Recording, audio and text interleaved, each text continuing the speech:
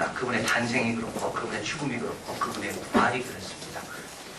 사복음서, 예수님의 생애에 대해서 잘 표현하고 있는 사복음서 읽다 보면 우리의 반응은 두 중에 하나밖에 없습니다. 하나는 예수님은 정말 하나님의 아들이신가? 안 그러면 예수님은 조금 정신이 좀 나간 분인가? 왜냐하면 예수님은 말하고 행동하시고 보여주신 모든 것들이 정상인의 범주가 아닙니다. 하나님의 아들의 범주에 맞는 거죠.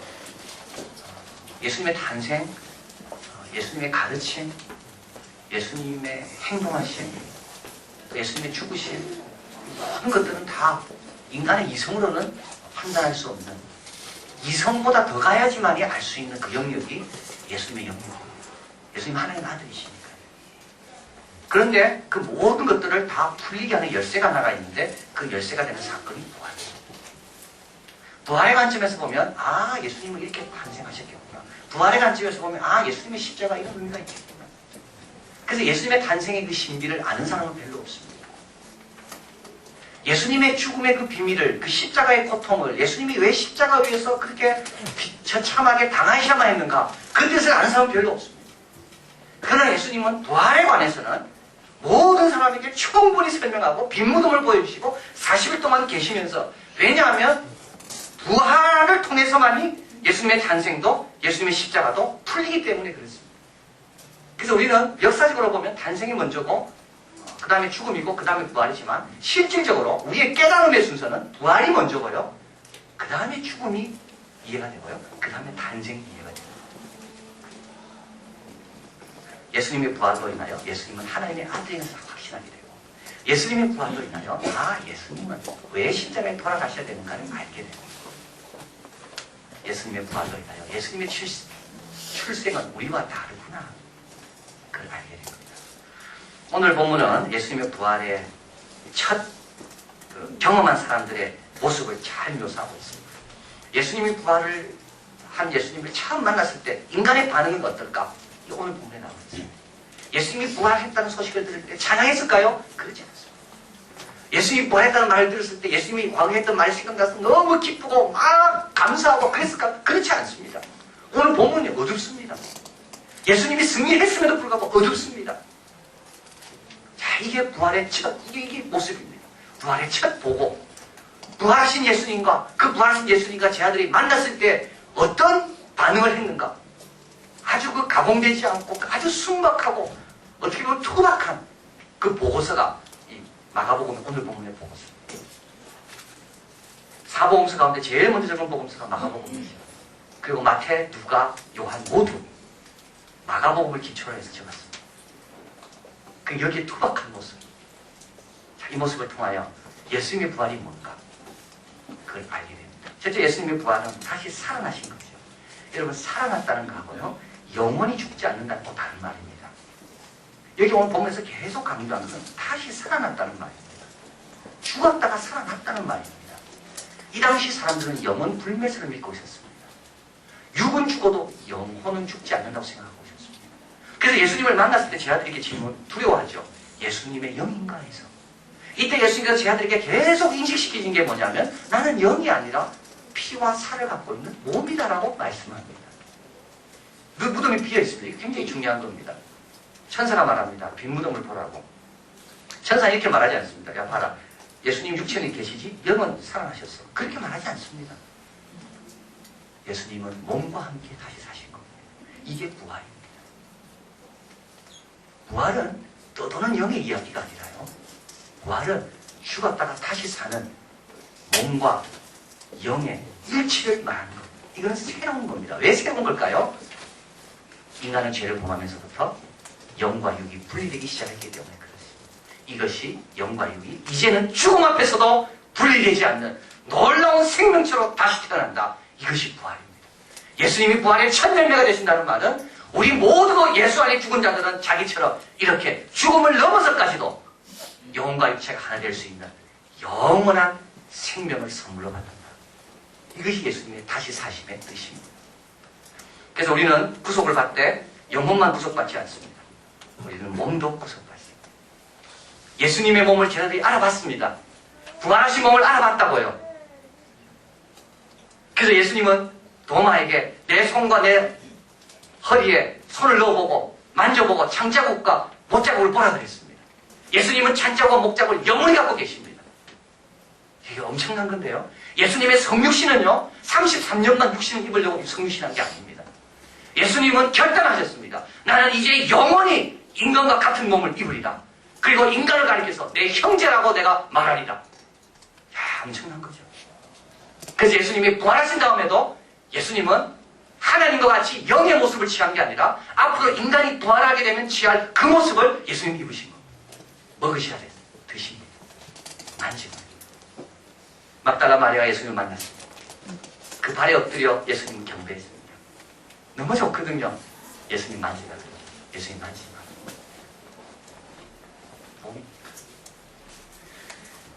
그래서 우리도 이제 예수님처럼 됩니다. 크리스마스 날 선물을 개봉하듯이 그날이 되면 우리 모두 죽음이 그동안 갈라놓았던 영과 몸의 분리가 더 이상 우리에게 힘을 발휘하지 못하는 영원히 아름다운 모습으로 살아가는 그 영과 이 몸에 일치되는 그 부활체, 그것을 우리가 잊게 됩니다. 자, 그래서 그때는 아마 알아봅니다, 여러분. 이제 우리가 부활하고 나면 서로 알아봅니다. 왜냐하면 우리 흔적을 갖고 있으니까, 지금 가졌던 아름다운 걸 갖고 있으니까요. 그러나 그때 되면 새로운 걸 우리가 볼 겁니다. 야, 원래 당신이 이렇게 원래 아름다웠구나. 그런데 참 살면서 어려움을 겪고 상처받으면서 이렇게 망가졌지만 실제는 아름다운 거예요. 그래서 연속성과 비연속성. 부활체는 연속성과 비연속성을 갖게 됩니다.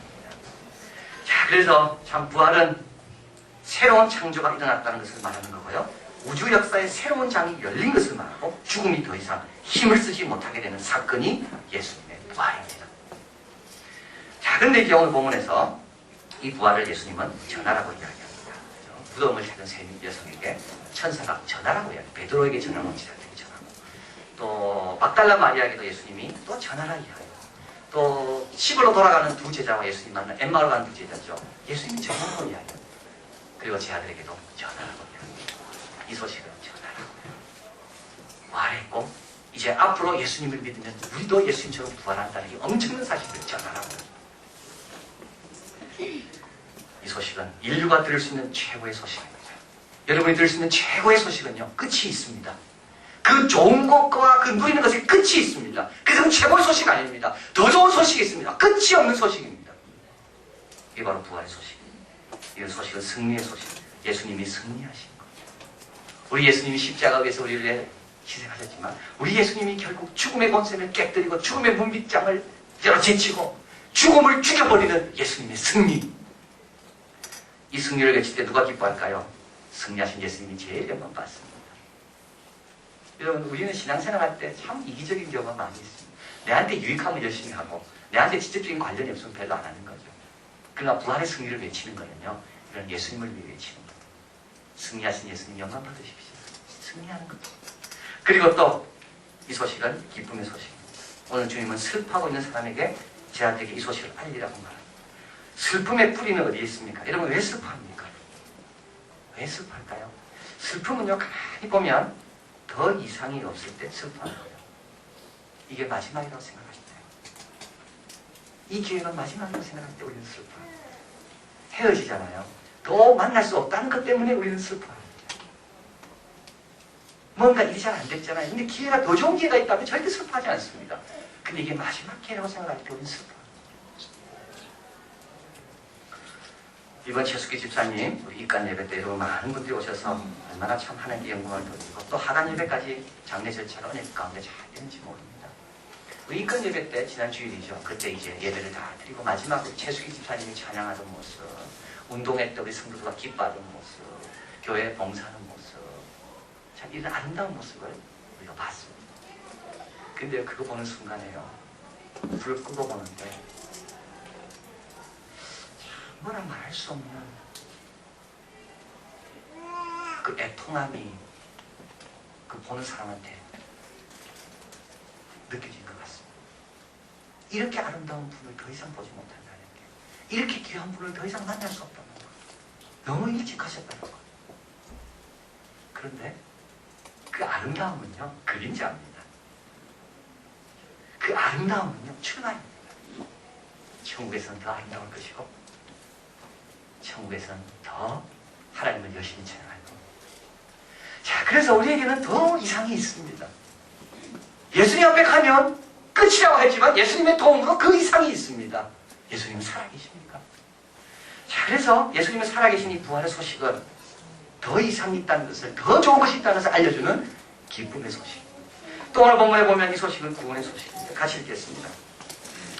15절 읽을까요? 또 가라사대 너희는 온 천하에 다니며 만민에게 복음을 전파하라. 16절입니다. 믿고 세례를 받는 사람은 구원을 얻을 것이요 믿지 않는 사람은 정죄를 받으리라. 17절입니다. 믿는 자들에게는 이런 표적이 따르니 곧 저희가 내 이름으로 귀신을 쫓아내며 새 방언을 말하며 18절 뱀을 집으며 무슨 독을 마실지어다 해를 받지 아니하며 병든 사람에게 손을 얹을지 나으리라. 구원 얻으면 어떻게 됩니까? 하나님의 자녀가 됩니다. 죄의 권세를 이기게 됩니다. 그러면 하나님의 자녀로서의 권세를 가지고 어떻게 된다고요? 이런 표적을 이룰 수가 있습니다. 귀신을 쫓아내고 새 방언을 말하고 뱀을 집으며. 근데 여기서 나오는 이 놀라운 권세, 이 표적을 행하는 사람이 누구냐 하면 믿고 세례받는 성도입니다. 제자들이 아니고요. 제자들이 이런 권세를 행한다는 게 아니라 누구든지 이 소식을 듣고 받아들이고 믿고 세례받으면 이와 같은 놀라운 권세 누릴 수가 있다는 겁니다. 구원 얻는 것만 아닙니다, 여러분.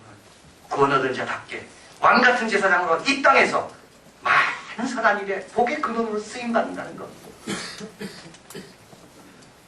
이번에 세례를 이제 오늘 받게 되는데요. 이제 세례문답 또 입교문답을 하면서 이번 세례 입교문답은 종전과 좀 달랐습니다.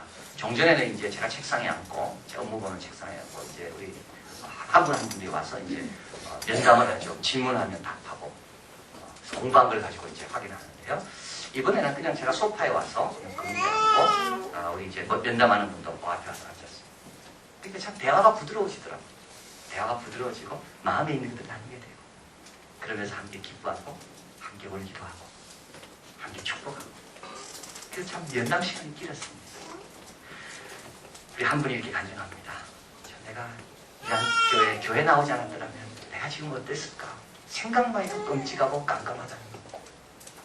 그래서 나를 교회로 인도한 분에게 늘 감사하는 마음을 가집니다. 한 분은 또 이렇게 또 간증했습니다. 참 교회 와서 말씀을 들을 때마다 마음이 평안해지고 그리고 내 아이가 얼마나 밝아지고 좋아졌는지. 한 학생 자기 어머니가 아팠습니다. 엄마를 사랑해서 엄마를 위해서 할 일이 없어 참 너무 안타까웠는데 우리 엄마가 교회 오면서 우리 2학기 오면서 성도들의 기도 가운데 병이 좋아지고 나은 것을 보면서 나도 이제 믿음을 가져야 되겠구나. 그리고 신앙생활을 시작하고 이번에 세례받게 되겠다고. 제가 물었습니다. 기도 제목이 있냐? 기도 제목이 있대요. 그게 뭔데? 지금처럼 살았으면 좋겠다. 지금처럼 살았으면 좋겠대. 우리 엄마 건강하고 내 대학생활 잘하고 교회 생활하고 지금처럼 살았으면 좋겠대. 오늘 본문에 나와 있습니다. 병든 사람에게 손을 얹은 즉 나으리니. 누구의 손입니까? 이 손은요. 제자들의 손이 아닙니다. 이 손은 예수 믿는 사람의 손입니다. 그 손이 누구의 손이 됐든 예수의 이름으로 손을 얹으면 주님께서 역사해 주시는 겁니다. 여러분 이걸 왜 전하지 않아야 됩니까? 이게 그렇게 부끄럽습니까? 그 전하라고 주님 말씀하는 겁니다. 승리의 소식, 기쁨의 소식, 구원의 소식을 전하라. 자, 그런데 오늘 본문에서 우리가 또 한 가지 또 새겨야 될 게 있는데요. 근데 이제 이 소식을 전해야 될 사람이 누군가라는 거죠. 오늘 본문에 보면 여기 있는 반응은 그렇게 긍정적인 반응이 아닙니다.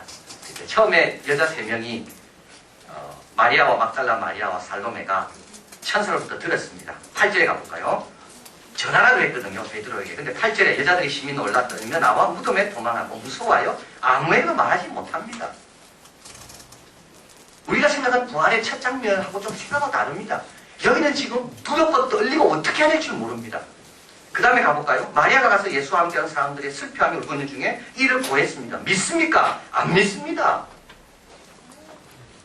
제자들이요, 안 믿습니다. 그 다음에 또 가볼까요? 두 제자로부터 예수님께 또 전하라고 보냈습니다. 근데 두 사람이 가서 남은 제자들에게 고하였을 때 역시 믿지 아니합니다. 그 다음에 또 가보겠습니다. 14절. 예수님이 직접 나타나서 11제자에게 음식 먹을 때 예수께서 저에게 나타나서 저의 믿음 없는 것과 마음이 완악한 것을 꾸짖으십니다. 이게 부활의 첫 모습입니다.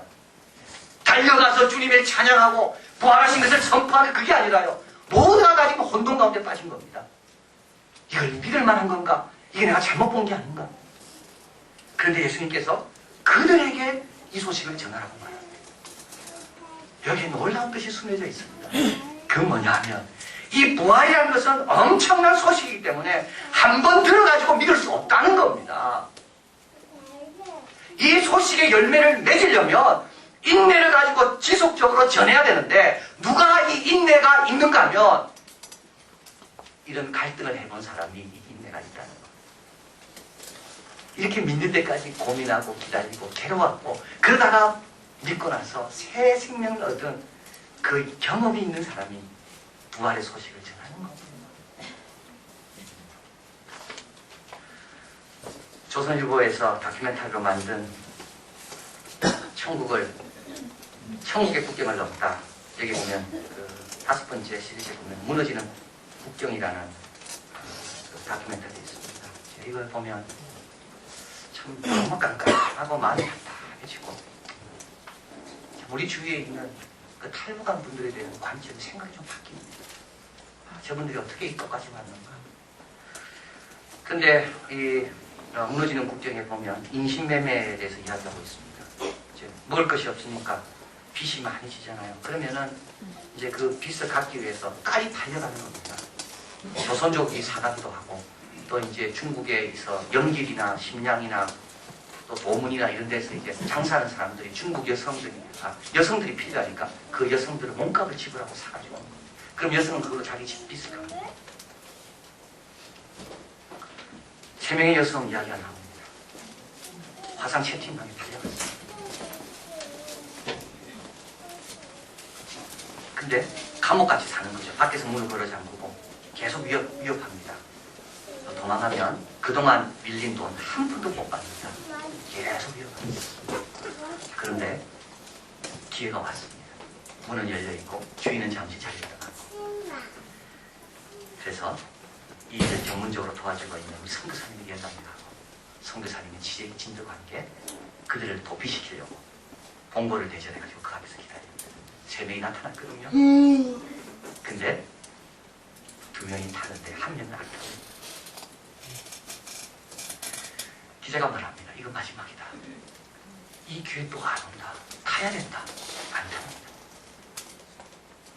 자기는 여기 있겠다는 거. 언니들과 나는 처지가 달라서 나는 가도 나는 더 고생할 것 같아. 난 여기 있겠다. 기자가 이야기합니다. 시간 없다. 빨리 타라.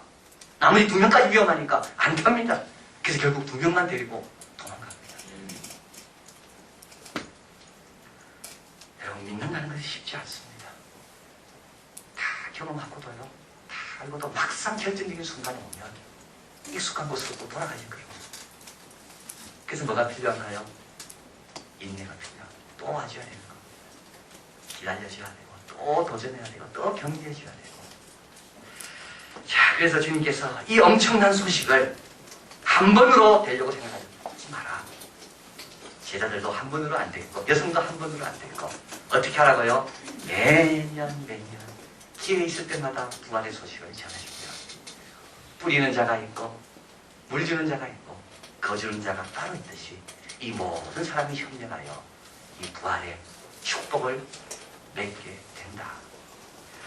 자, 그래서 여러분 오늘 부활절입니다. 1년마다 한 번씩 몇 년 올 때 여러분 또 도전해야 됩니다. 또 부여해야 됩니다. 인내를 가지고. 우리 인생의 가장 값진 일은 무엇일까? 영혼 구원입니다. 이보다 값진 일은 없습니다. 우리 인류에서 최고의 소식은 무엇일까? 예수님 다시 사신 겁니다. 죽음의 권세를 이기고. 그리고 우리도 그게 될 수 있다는 것이 최고의 소식입니다. 이 기쁜 소식을 여러분 혼자만 갖고 계시 마시고 인내를 가지고 열정을 가지고 사랑을 가지고 전하시고 그 가운데 주님의 역사를 많이 체험하는 우리 모두가 되기를 진심으로 바랍니다. 기도하겠습니다.